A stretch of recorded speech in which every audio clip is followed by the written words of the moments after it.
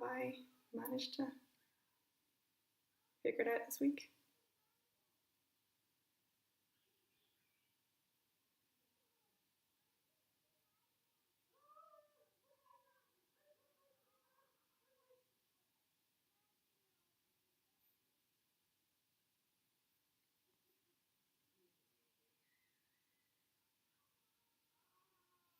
Okay, amazing. I think I have. I think I might just be struggling to see chat here. Okay, great. So I'm going to get started if that's all working. Okay, amazing. I think I have. Oh, well, that's me.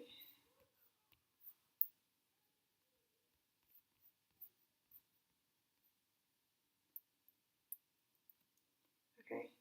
Okay, perfect. Sorry, I've got chat working now. Okay. Thanks so much, Eccentric Course, for letting me know there.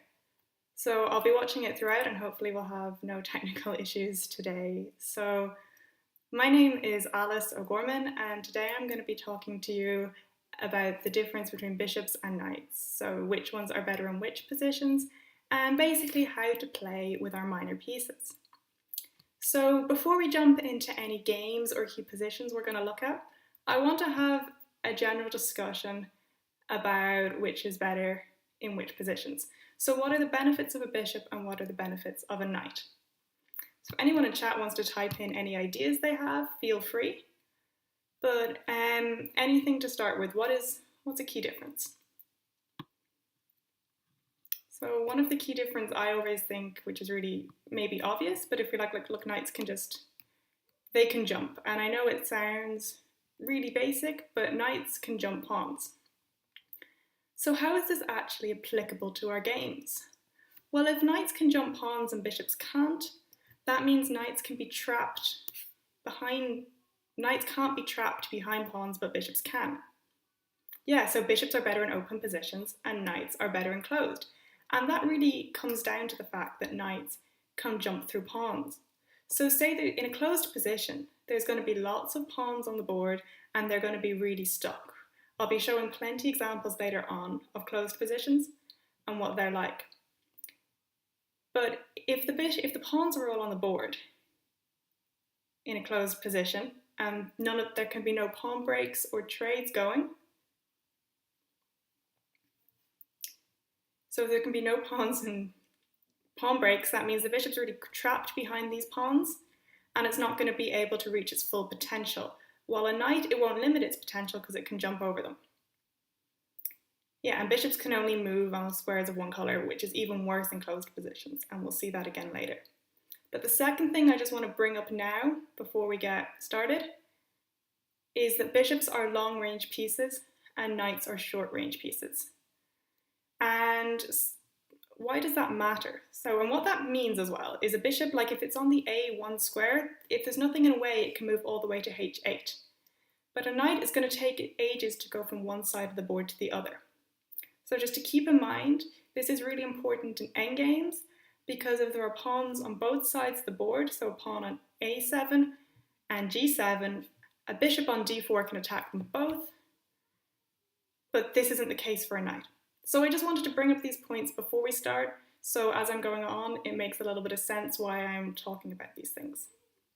But okay, we're going to jump into our first position. This isn't actually a position from a famous game, it's more of a very good illustrative position of this point. So it's white to play here. And as we can see, white is the bishop and black is the knight.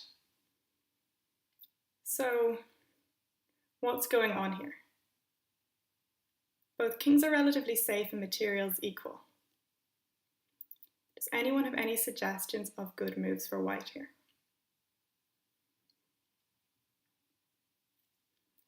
Okay, so I would say white's main problem is the fact that its bishop is really trapped.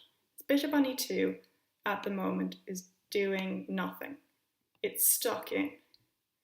So we need to free up the position. Okay, so we've had some suggestions, b4 and c5. So the idea of b4 is probably to play c5 later. And I think it's a good idea because your idea is to push c5. But really, why can't we just push c5 straight away, as someone else said? There's actually no reason we can't play it immediately. And yeah, it's a pawn sacrifice, but as we can see, it now opens up this bishop. So, black has a few options here. Firstly, let's look at taking, because I think that's the most natural move. So white may be a pawn down. Okay, and g4, we'll also have a talk about that, so g4 instead of c5. So white's now a pawn down, but as you can see, their rooks are brought into the game, and their bishop is opened up. So what do we think a first move for white is? Rook d7 is an amazing move. Black is forced to move their queen. The best square is e8. If they move it somewhere like g4, it's bringing it away from the game, and after bishop c5, rook is coming to take on b7, and white is too active. And we see the problem with queen e5, a tactic here. So after queen e5, the rook can simply take here, and after queen takes, this check happens. Yeah, rook takes f7, and up a piece. So we'll go back to this position. So queen e8 is the best move, and then bishop c5. And this position is pretty much actually over. While white is a pawn down, they're going to take on b7 soon. They're going to bring their queen into f6, and they're dominating the board. So that's what happens if they take. Can anyone see what happens if they just defend?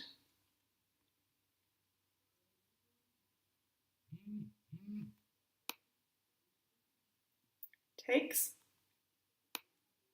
takes, and what's the move for white?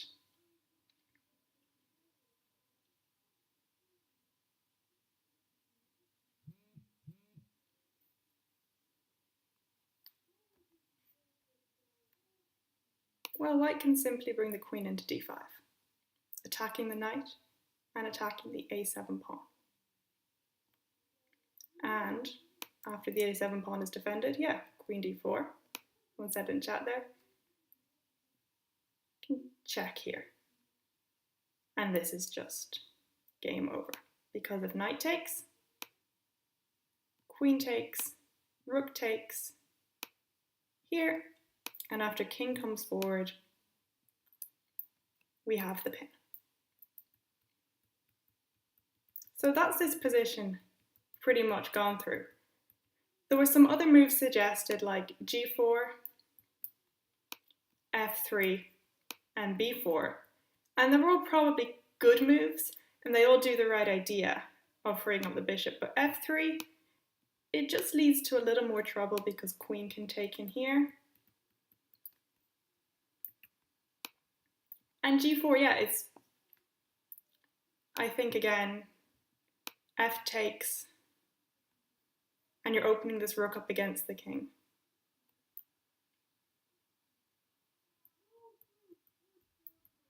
So c5 is the best move here.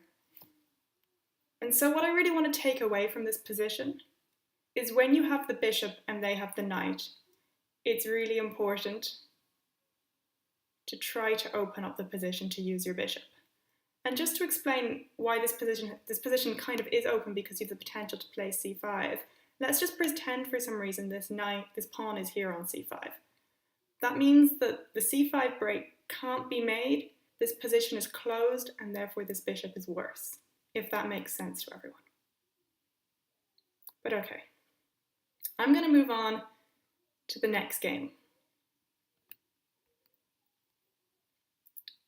This game was played between Geller and Velimirovic. I actually don't know either of these players, but it was a really instructive game. Okay, so bishop pair against bishop and knight, right? Yeah, it's the same idea. When you've got the bishop pair against the bishop and knight, you want the position to be open. So in the last position, we more looked at when you already have the bishop pair, or you already have the bishop versus the knight, how to open up the position. But in this game, I wanted to look at when the position's already been opened up, how to ensure that you have the bishop and they have the knight. So here in this position, black played f5. Well, it was a very good famous flower. Maybe I should know them then. I'm not that good on chess history. Pawn takes and pawn push. Black can simply take here, and this is a fine position for black. But what was black's idea after push? Well, the idea is if this knight takes back, the rook simply hangs. If the bishop takes back, the knight hangs. If the pawn takes back, if this knight takes back, after g takes attacking the knight, it moves, the knight hangs. So that's the idea behind e4. And if the bishop simply defends the knight, black can take here with more advanced central pawns. So that was why e4 was played. But white has a really clever resource here. Can anyone find it? The idea why knight can't take back. The idea why the knight can't take back is taking here. So white pushed f6. So next go when the knight does capture, g takes f5 isn't on the board. So what are black's options? Black can take with the queen, but after white recaptures they do so with tempo, have good knights and are a pawn up. So that's not really ideal. And same really goes for the bishop. Takes back, and white is a pawn up. So what about knight takes? What is the difference with knight takes? Well, after knight takes, if the knight takes back, and this knight takes back, the rook hangs, and if the bishop takes back, the knight hangs. So this can be a bit confusing, but if we actually break down this position and look at it here, this is what was played, and white was being very clever. They saw the position was opening up and there were some really strong diagonals for the bishop, and the knight on a5 was a bad knight. So after bishop takes a1, what can white play? Well, white can play bishop g5. And if the queen simply moves, take the bishop. So white's an exchange down here, but do you think it matters? So it actually doesn't, because the knight's coming into f6, and it's pretty hard to play this as black. This knight is out of the game, so the bishop is so good, and this knight is so bad, it doesn't even matter they're down in exchange. But also, why would black move the queen? What's a better move for black here? Give the chat a few seconds, see if anyone can spot it.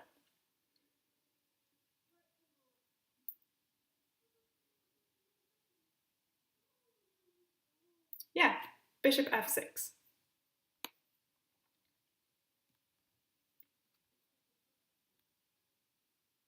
And someone said there, black's rook and knight are out of the game. Knight takes and rook takes. But white's down a whole rook. But okay, this rook and knight, yeah, they're out of the game, so does it even matter? Okay, but now as white, you've got a really, really strong bishop. How are you going to keep the pressure? Well, this black rook is pinned to the queen. So this piece is pinned and it can't move. So when a piece can't move, you really simply just want to apply pressure on it and try to win it. Because if you attack it, it can't really move. So yeah, well done, queen a1. The king comes to f7. And now white just keeps putting the pressure.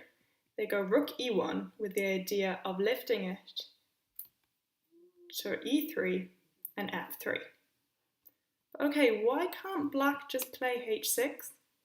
And if the bishop comes back, g5, and then win the bishop and be a whole bishop and rook up? Yeah, I do read the chat, and yet, no, I'm not a title player. So what happens after h6?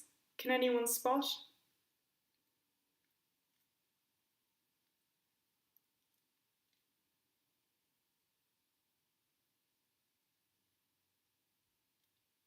What can black do?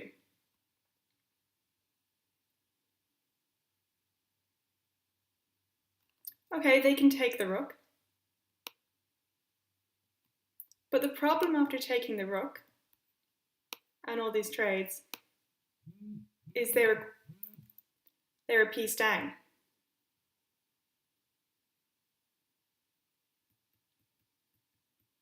Okay, and taking with the queen, it's all the same. They're just going to be a whole piece down. And that's really, this is not a playable position. Yeah, someone said there, take the pawn.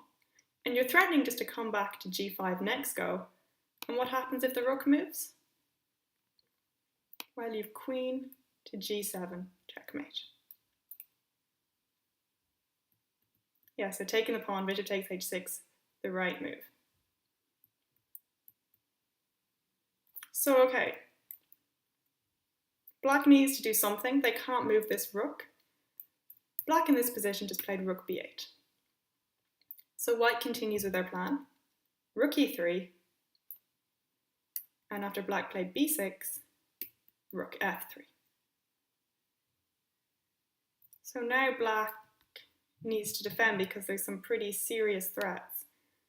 Rook taking, if black plays a nothing move, rook takes, and when the king moves, you've got a discovered attack on the queen. So black blocks with their bishop.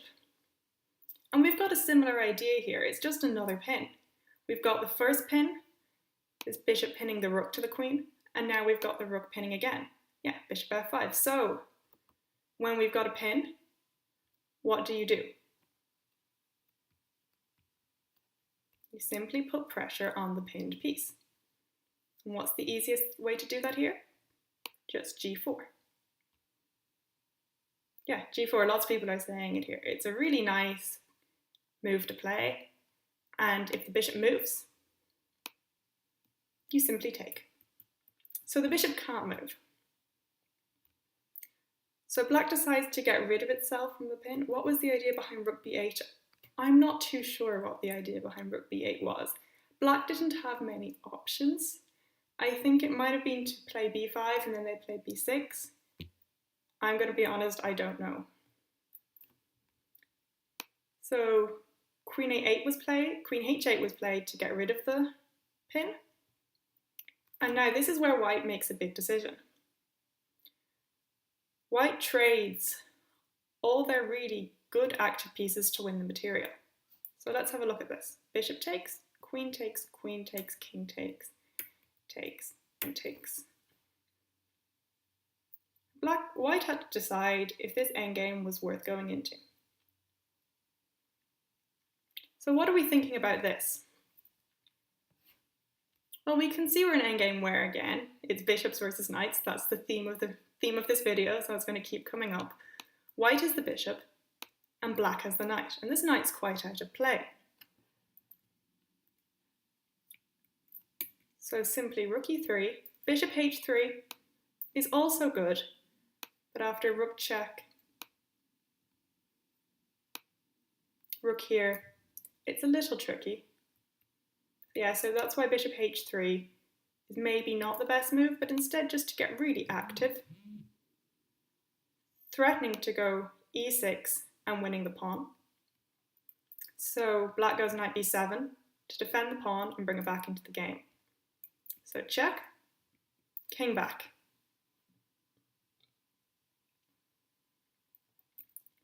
So now, what's the plan here? How is white continuing?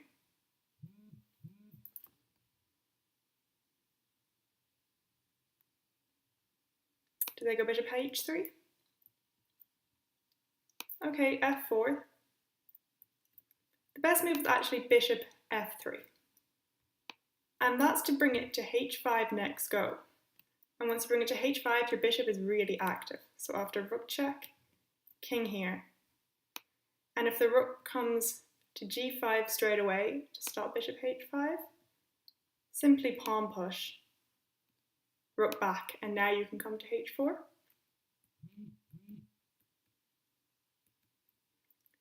So instead, king f8 was played. So after bishop h5, now rook g4, and obviously h4 doesn't work.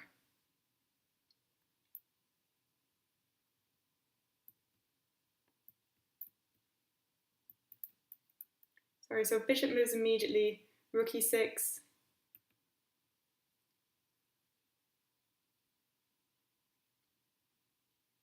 Rook drops. I'm not sure what you're saying there, but I'm sure your calculation is right there. And isn't this ending supposed to be bad because the pawns are on the same color? The bishops, maybe, yes, but that's just a rule, and obviously there are exceptions to every rule, and the bishop is really active on this side of the board, so it's fine. So after king f8, bishop here, and rook g4, rook e8 check, and check again. And here, white decides to trade off their good bishop for the bad knight for winning endgame. And I'm not going to go into too much detail about how this endgame is winning. Just leave it here. Because if we can see, this pawn's about to be promoted. This video is not really going to be talking too much about rook endings, and this is quite a simple one, and white went on to win this. So does everything from that game make sense? So the real idea was that in the position was opening up, so white sacrificed to ensure they had a really, really strong bishop and they had a bad knight, and then they traded this really good bishop to win material and get into an endgame where their bishop was really active. Okay, so I'm going to go on to the next game. Hi there. And so the next game we're going to look at here is not as easy in some ways as the last two. Not that they were easy at all, because the first position we looked at, white had the bishop and they had to make a move to open up the position. And then we looked at it when the position was open, how to actually get the bishop. But here, as you can see, there is no difference. Both sides have equal amount of pieces and the position isn't really open. So black played a really great move here. They played f5. So they're opening up the position, firstly. And secondly, can anyone see the second step to black's plan? The first step was to open up the position. And now,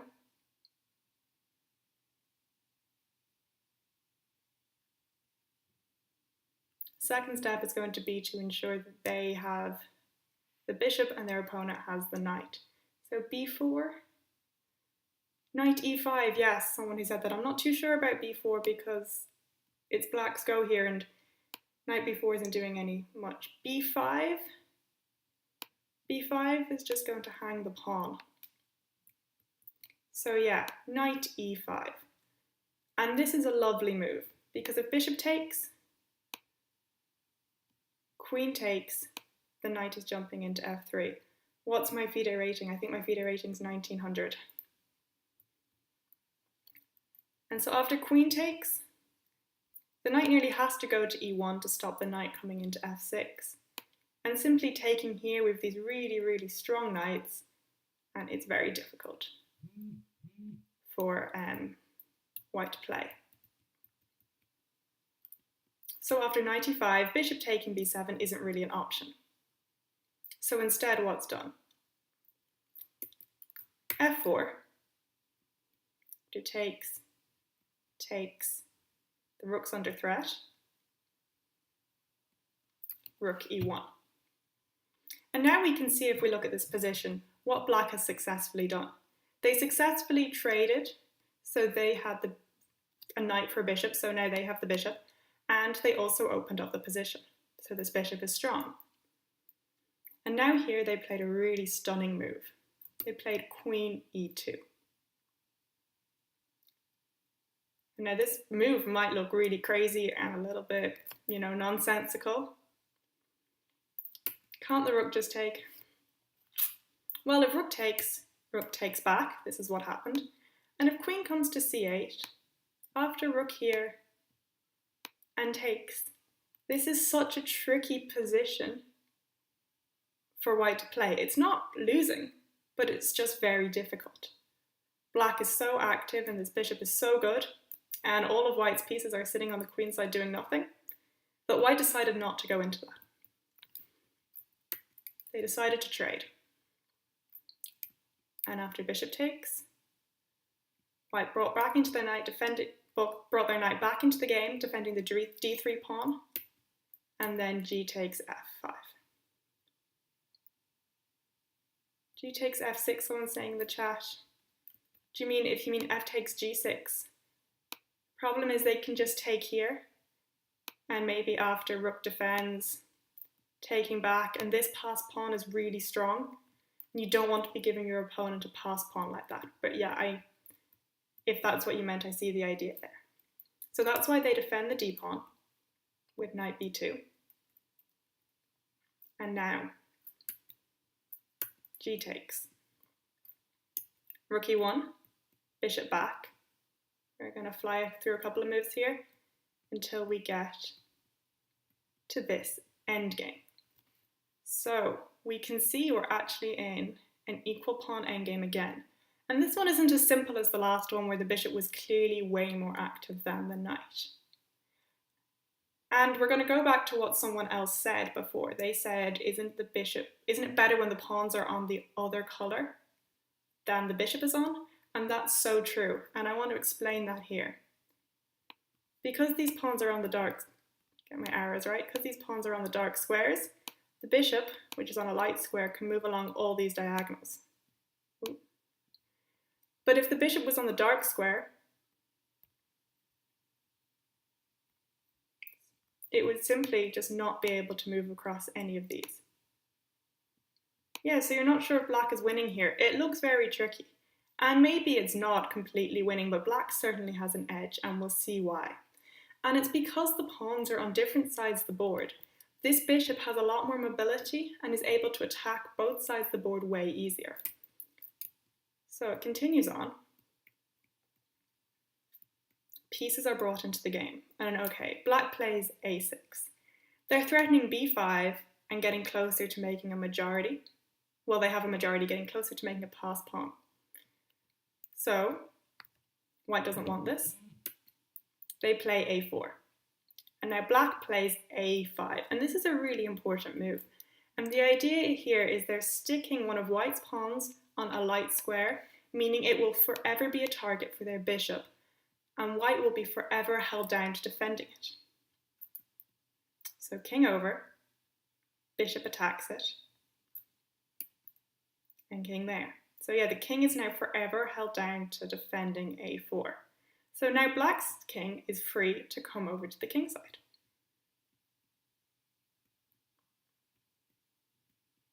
And it does this, they sort of move around for a while. And yeah, h3 needs to be played. Because if h3 isn't played, the king walks into g4 and then into h3. So h3 is played. King comes back. Kings again. They're moving around a little bit, probably gaining times on their clocks here. And now the bishop, as we can see, quickly can move over to this side. Okay, so what about instead of a5, bishop e8, threatening to create a pass pawn? Well, the thing is, if we go back, we'll go back to that position for you. Quite a while back, they've made so many moves. Instead of a5, bishop e8. Well, you don't want to trade too many pawns here. And the problem is, say they play somewhere like knight here.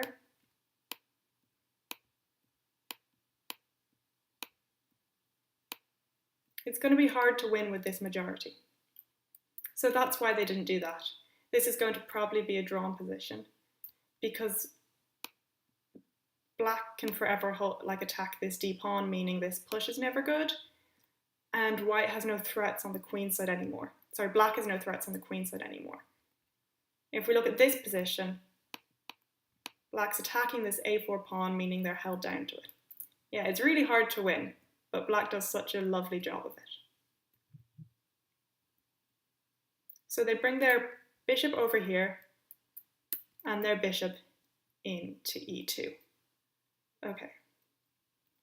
So why can't the king come to d2?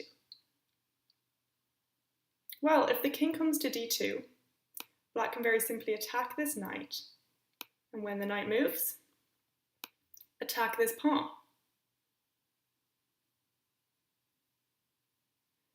And when this pawn is attacked, the king now can't come over, it's not quick enough, and this knight can't come over as well. So that's why the king can't come to d2. Yeah, black is really grinding this out Carlsen style. So bishop e2, knight e1 is played, and now bishop h3. And what's wrong with something like h4? Well, the problem with h4 is these pawns no longer keep out black's king, so black's made another weakness in their camp, and will simply walk the king over and in. But okay, knight f3, because after takes, there's knight g5. Forking the bishop and pawn. So the bishop moves, knight takes. King attacks it and king here. So can we see that this knight actually has no squares? So this bishop is completely dominating the knight. So king d2 is played. And king d2 takes the eye off the a pawn. But what happens if the king comes to b3? Keeping an eye on the a pawn like it needs to, because this bishop can fly back at any moment. Well, the king can now simply come to h4 and then into g4. So the king comes to d2 and the bishop comes back to c5.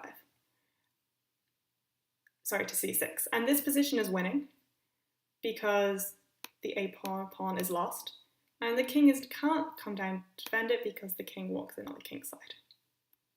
Why not go king g6 directly? Yeah, why not? It's a good question. I'm not sure why he went king g7 there and king g6. I think king g6 straight away could have been a better move, but I'm not sure. So I'm just going to leave the ending here, because after king d2, bishop a5, they played on for a bit longer, but the pawn is gone and is winning. The most important idea from this endgame is when you have the bishop and they have the knight, if you create threats on both sides of the board constantly, it's much harder for the knight to deal with because the knight is a short-range piece. The knight is not as agile as the bishop. The knight can't just jump back and forward between two sides of the board, like as we see the bishop was already on the queen side and then simply comes back over. Probably king g6 because knight f8. Oh, I wouldn't be too worried about knight f8, but maybe.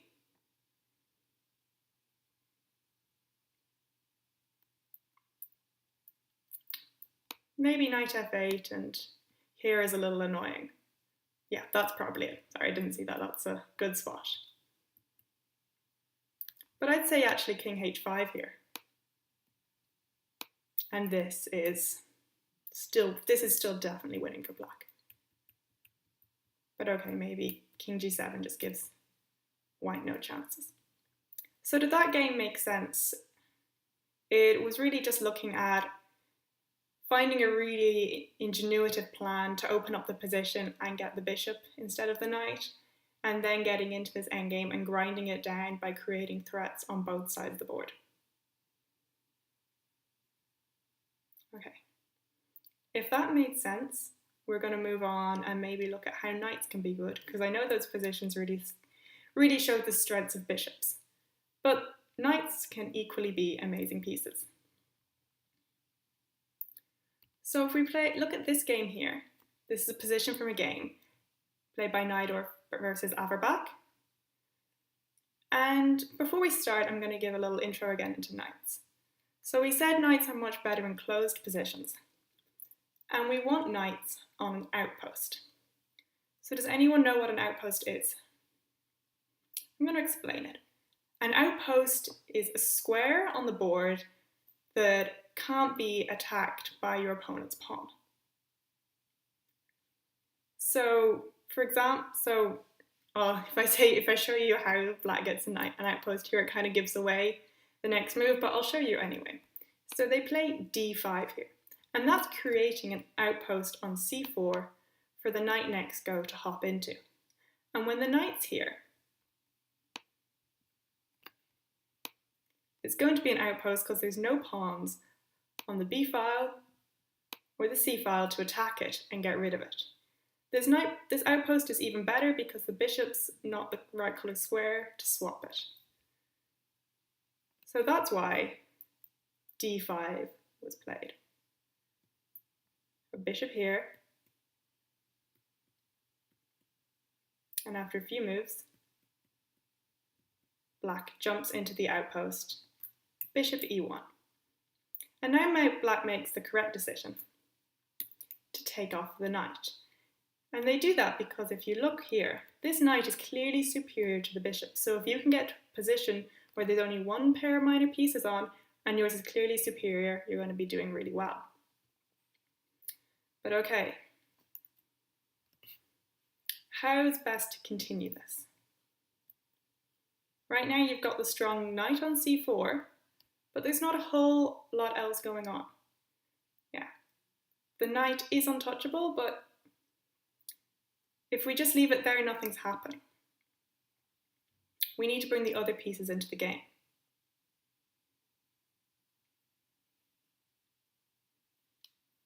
So black does that by going knight a3. And after the rook moves, they attack the c pawn.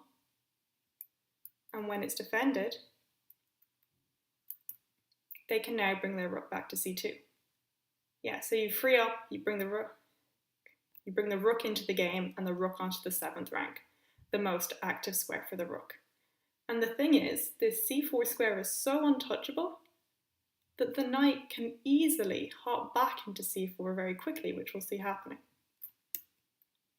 So they play a4, and now the knight comes back to d3, threatening to hop into c4 next go. And yeah, the bishop looks like a pawn. It's doing nothing there in this position. And now a5. Now I wonder if anyone can come up with the correct move here for black. It's quite thematic about what we've been learning today. What should black play here?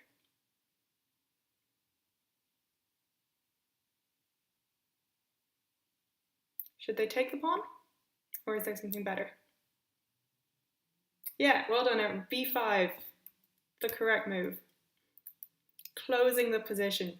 If you want the position closed, you want the pawn structure fixed, and you don't want pawn trades. And it gets such a strong hold over the c4 square. Yeah, close the position.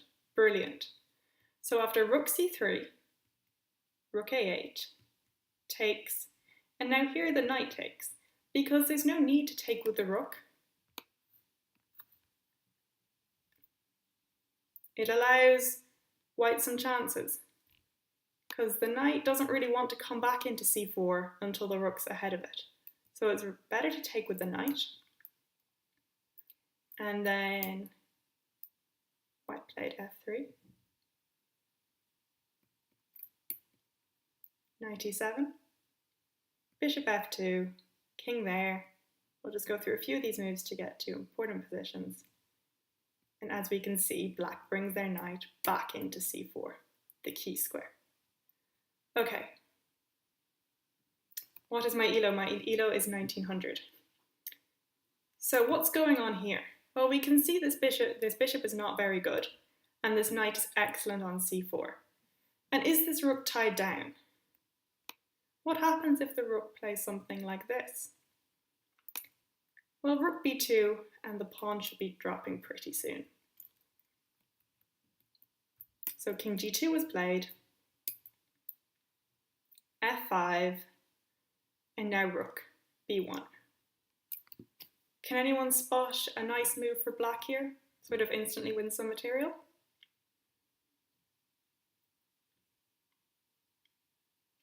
I think I have a little delay on the chat, so let's see if anyone can find it. Yeah, knight takes e3, check. And white decided to play b1 and give up the pawn on e3, because if they move to d3, they lose this b pawn, and they can't just do nothing forever. They play h5, eventually black will just improve their position so much. So white gives up the pawn in hope this position, is maybe drawn. And if we have a look at it, actually, it might still not be that easy for black. They have an extra pawn, but okay, it's this e6 pawn, and it can't really be pushed. So maybe there's nothing here. Black has the good square on c4, but they've used it, and there's not much use putting the knight back on c4 again. The knight needs a new home. What are the ways to make this new home? There's a beautiful move here.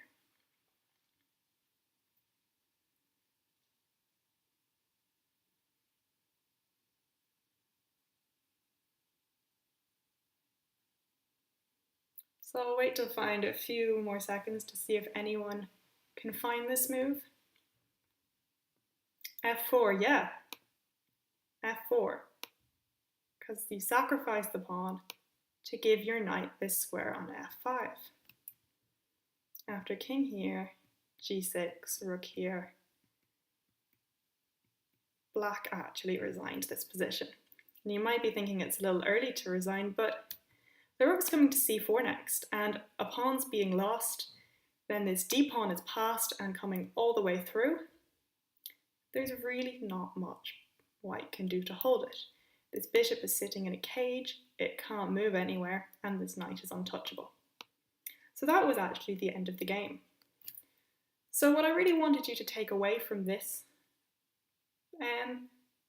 game was firstly the creation of the c4 outpost with d5, and then it was when we played b5 to close the position, get more control of the c4 square, and then eventually, yeah, f4, a really nice move and the winning blow here, because without the move f4, it's not so easy. But after f4, you sacrifice the pawn to get your knight really active. Would h5 from black be a good move in the future? Yeah, definitely h5 is a good move. It would lock in the bishop even more and could be a move played very soon if the game was played on. Because yeah, maybe h4, but the thing is this bishop is covering the square, so it might not be too big a threat. But yeah, with some beautiful maneuvering by black, and often, as I've shown in the last few games, when you have the knight versus bishop, it really is a lot of the time slow maneuvering and slowly knowing how to use your advantage. And with black, here as a knight, it's just creating really strong squares for your knight to sit on. So we're going to have a look quickly here at this position. I'm not going to go through this whole endgame. Sorry, what if black didn't take f4 and played g4? We'll pop back and have a look at that.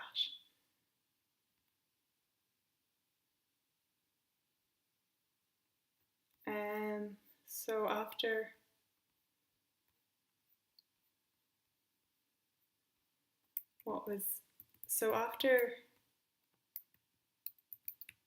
f4, you think g4.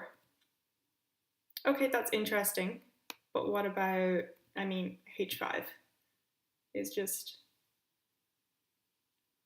probably quite strong because they have to take now anyway, and now you can get here. After h5, g5, well, now you can again pop into f5. Yeah, but no, it's a good resourceful idea to be looking out for, not just taking, to be thinking, yeah, what if I push? Because g4 probably is better, it controls the square, but h5 looks really good.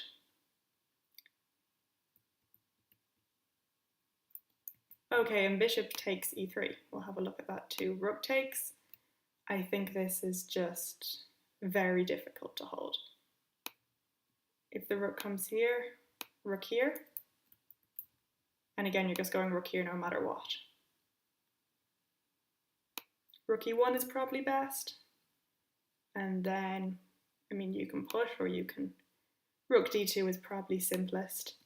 Create yourself a pass pawn, and maybe while they're tied down to defending here. This is really difficult, and yeah, this is completely lost as well. Just e5, and push that pass pawn through. But yeah, no, it was a good point. Both of those moves were different tries. So here, this is another position I want to look at. And we're not going to go through the whole game because the endgame is really long and it's not that instructive, but I just want to have a look at how to create an outpost, because these are the things in your games, if you have a look out for, you'll be doing really well. Oh, if they played rook d2 first, I think, yeah, if black played rook d2 first, they were winning. So how is white going to go about playing this position? How can you make this bishop, this knight, better than that bishop?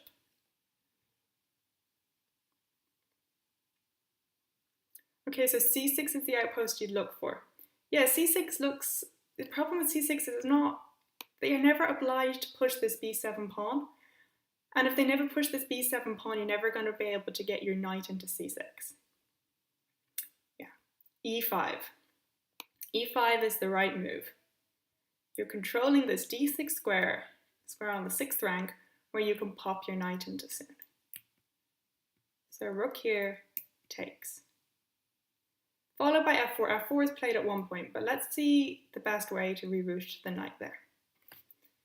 So now you've got the d6 square, it's time to slowly reroute the knight. So knight f3, h6, knight d2, king here, and now knight into e4. So b6, and now f4, bishop f1, king d4, and only when they attack our knight and threaten to take it, now do we pop in here. This is just a really nice example from the game of Benko versus Korchnoi, how Benko just saw the opportunity to get an outpost and made their knight better than the bishop. This game goes on for around 50 more moves, and I would rather show you a different endgame instead, which I think is a little, makes more sense. After knight f3, could they not play f6? Yeah, they can play f6. Firstly, I think taking's an option, just having a look here, because this looks winning. But maybe the problem with taking is they take back. I think that's a bigger problem. And this probably isn't so good, but there is no need for them to take here. Simply something like b4 and improve the position. This is not completely winning at all for white, and I don't want to say it is. It's just the idea of how to spot a square for your outpost and reroute your knight round to get into that square. And if you're on the lookout for these things, you'll improve your pieces. Yeah, so there's play for bishops on both sides of the board. Yes, that's the problem. There's so much. There's always the, oh, this could be good for bishops too, but there's not actually many weaknesses on both sides of the board. So it's easier to play with white. Black can't really create weaknesses because this knight is so good. Okay, we're going to move on and look at this endgame instead.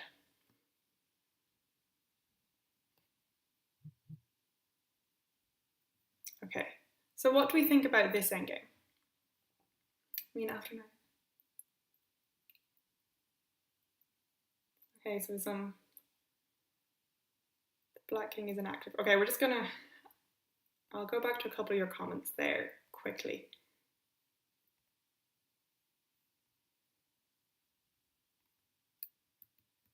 Okay, so f6 before the knight goes to f3, yeah, but if f6 before, so here, well here if f6 they'll take, but if here f6, simply push.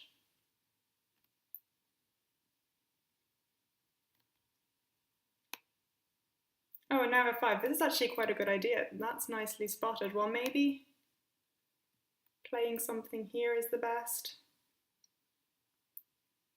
And pushing here again. But yeah, maybe that's a better way to defend. Okay, we're going to go into this final game if we want to get it done in time. So what can we say about this position? Yes, white has more isolated pawns, and black's knight is really well placed. So we can see again black's knight is in the centre of the board, on an outpost, and all the pawns are within its range. So black has all the advantages they might want, but is it winning? And if it's winning, how do we go about winning that? So white starts with bishop e5 and king f5. Yeah, and white here plays b3. So is b3 a good move? I think so, yes. And I think b3 is a draw. I disagree. I don't think b3 is a draw. I think it's white's best try for a draw, definitely. There's a couple of reasons why I think so. Firstly, at the moment, the king doesn't have many squares. The king can only really come backwards, which is not where the king wants to go. And another reason is, in an endgame, if you are on the losing side, which white probably is here because they're slightly worse, you want to swap off as many pawns as possible. And do you know why you want to swap as many pawns off as possible? It's quite logical and makes sense. The more pawns that are on the board, the more likely someone's going to promote a pawn. And so this will favour the winning side because they're more likely to promote. So if you're defending, if you can get all the pawns off, it's going to be harder for them to promote because they just don't have the pawns to do it. And in the end, you might be able to sacrifice your minor piece for one of the pawns and get a draw. So b3 is good. What about b4 instead? I think b4 instead is just the same. I think b3 you're pretty much also forcing the capture. b4. Yeah, they probably will capture and it will end up the same. But okay, b3 takes and takes. So now, what's black's idea? Well, black wants this e4 square for the king. So they go knight f2. And white's king wants to come round to c5. But what's wrong with the b4 route? Black have any nice tactics here?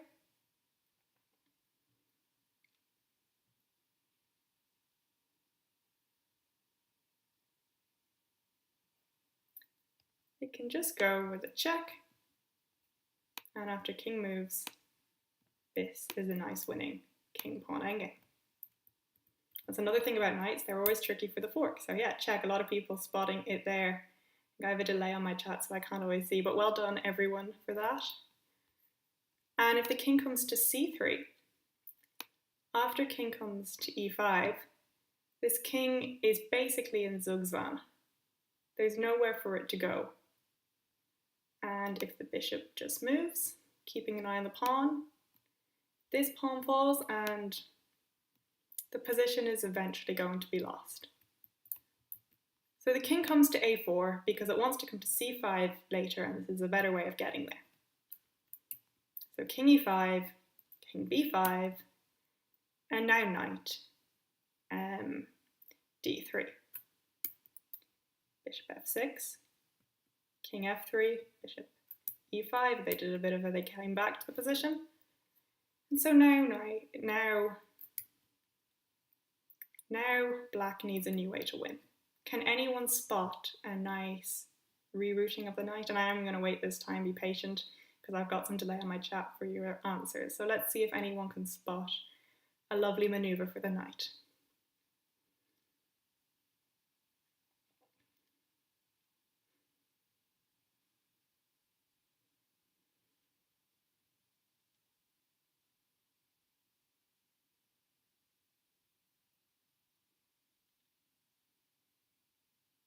Okay, so lots of different answers here. So some people saying c1 and some people saying f4.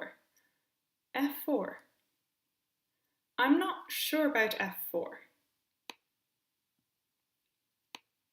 as I think they can just take, unless I'm missing something. f4 is not, yeah, and you don't want to be sacrificing the knight here. So yeah, everyone who said c1 is the right idea.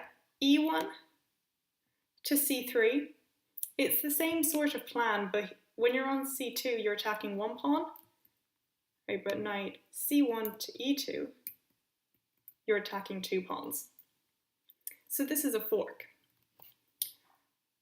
But it's like we said, knights are quite short range pieces, so if we can imagine this position, but the pawns are a further rank out, this isn't going to be winning. And it's not going to be winning because the knight won't have the ability to attack the two pawns together so easily. So that's what's really crucial to realise here. The black's knight is able to do so well because the pawns are in a close range to each other. Okay, so after knight here, king here, takes and moves, and yeah, white simply resigned because there's no way to stop pushing here and the bishop has to be sacrificed and black will go on to win.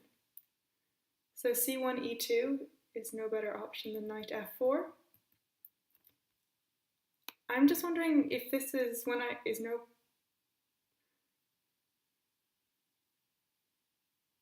when people are saying knight f4, I'm missing something. I think knight f4 will just sacrifice the knight. So we want to fork the two pawns. Okay, bishop e5 defending both of them. Well, this one's attacked twice. That's the problem. And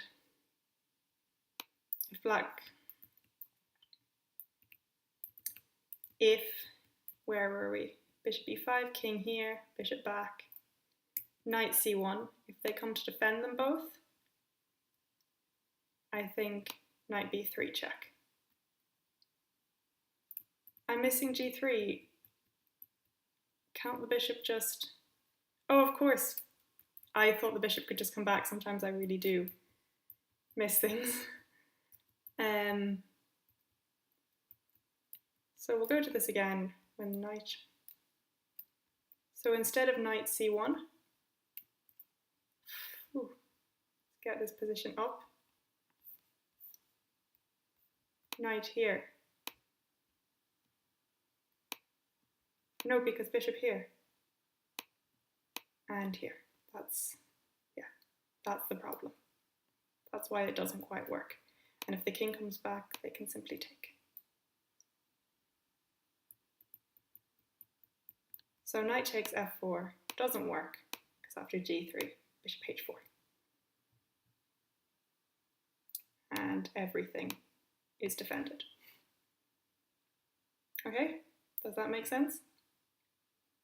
Okay, so that's all I have prepared for today. So I want to summarize on everything there.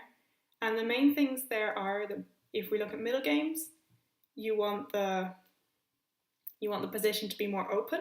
So if you have the bishop, you want to play moves like we looked at earlier with c5, opening up the position. And if the position is opening up, you want to try to get a position where you have the bishop. Oh, thank you very much. And in other things, in endgames, bishops are much better when the pawns are on both sides of the board because it's so much harder for the knight to hop back and forward. And we saw that earlier when the bishop was creating weaknesses on both sides and the king couldn't just run around. And then in endgames there, when the pawns were much closer together, we could see how the knight could give checks and fork, and it was much easier for the knight to control. Thank you guys very much. One thing to keep in mind. Yes, that's actually a really good point there by eccentric horse, that if you keep the bishop 2 squares away from the knight, you really do control it. Do I have a chess YouTube channel? No. And so yeah, thanks very much to Chess24 and Code Chess and our sponsors for all this. And I hope you guys learned something from the class. And yeah, okay. Hopefully I'll be back next week. Okay.